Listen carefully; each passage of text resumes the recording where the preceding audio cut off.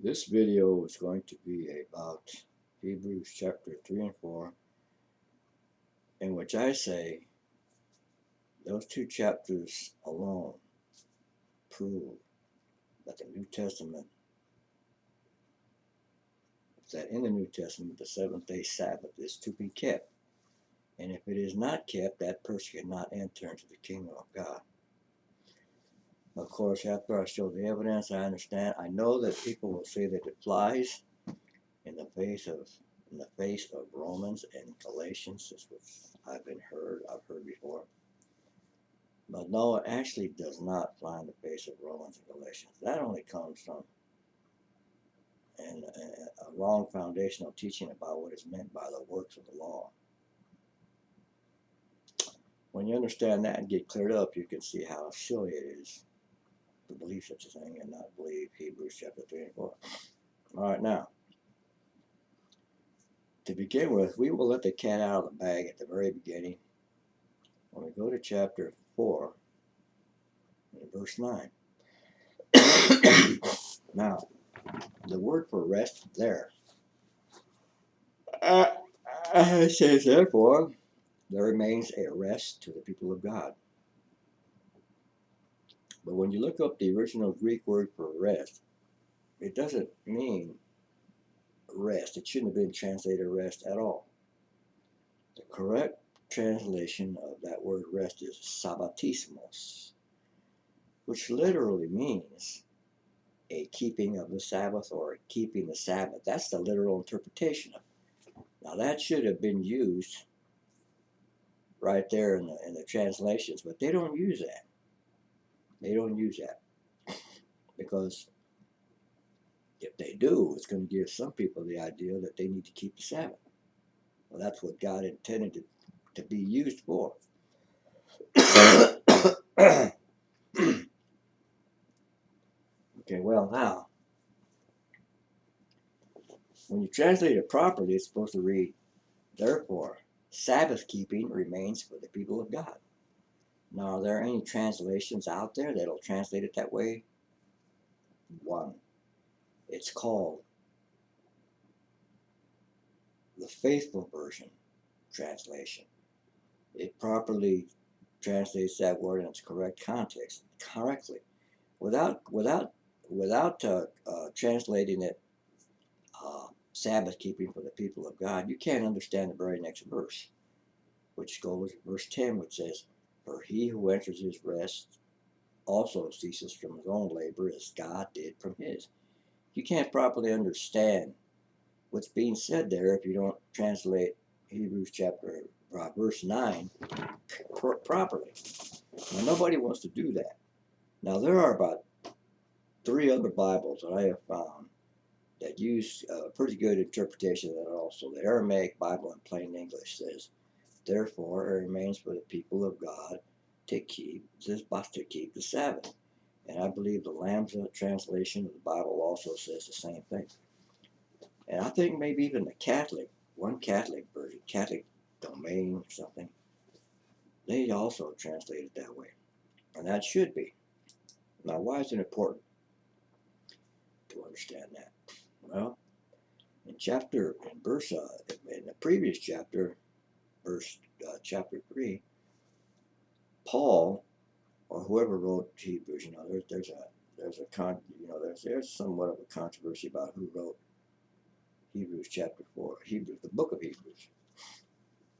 Well, whoever wrote it is teaching there that the church in the wilderness, the children of Israel under the old covenant in the Old Testament, the children of Israel, when they were wandering in the desert after God delivered them out of Egypt, they wandered in the desert, and they couldn't enter the promised land for something they did wrong. What did they do wrong? Okay, well, one of the things they did was when they sent the spies to spy out the land, to see what the land was like and how good it was, they came back with what the Bible calls an evil report. For that, they couldn't enter into the promised land. But that's not the only reason they could not enter into the promised land. There was another reason that's never discussed about why they couldn't enter the promised land.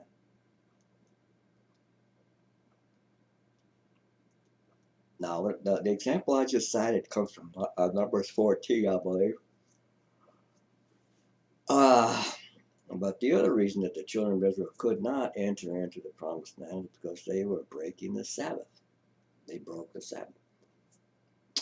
Now you can tell me, where does it say that in the Bible? Go to Ezekiel chapter 20, verses 15 and 16, and it states right there, he said, I swore an oath, and that's the same terminology they use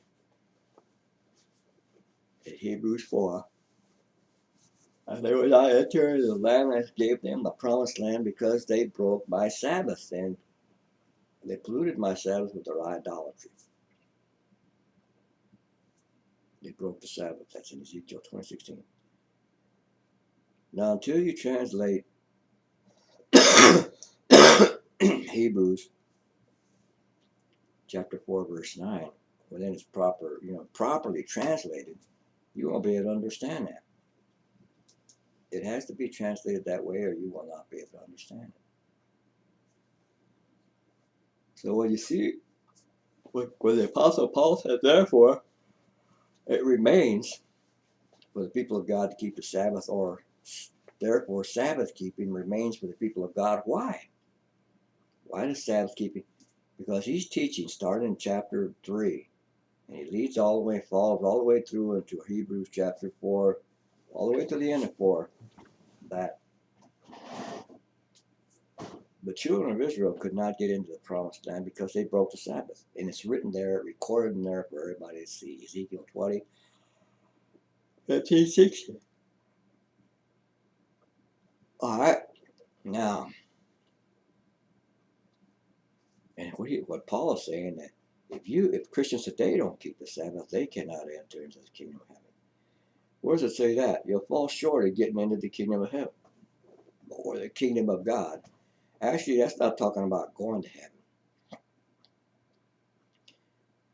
Hebrews chapter 4, verse 1 is referring to a resurrection, when the true saints will be resurrected in the first resurrection, at which time they enter into the kingdom of God. Because flesh and blood cannot inherit the kingdom of God. They need to be raised in the grave and given spirit bodies so they can enter into the spiritual kingdom of God. So when that happens, they're in the kingdom of God. But just you'll fall short of it. Hebrews chapter 4, verse 1. If you don't keep the Sabbath. Why? Well, because sin will keep you out of the kingdom of God. In the New Testament, some people teach that you can't sin anymore, like Joseph Prince and Joyce Myers and Human Top, what's his name, John Hagee. John's mentioned, our brother John. And who else you got? Jimmy Swaggart, all those people. They say you can't sin anymore. You've already been made the righteousness of God. They quote in 2 Corinthians 5:21. What they don't understand about 2 Corinthians 5:21, that is in the process of being made, in the process of, haven't arrived there yet. But they say you already have. So that's what their error is. They can't see that. They'll never see it. But see, 4:1 says you will not enter the kingdom of God if you don't keep the Sabbath.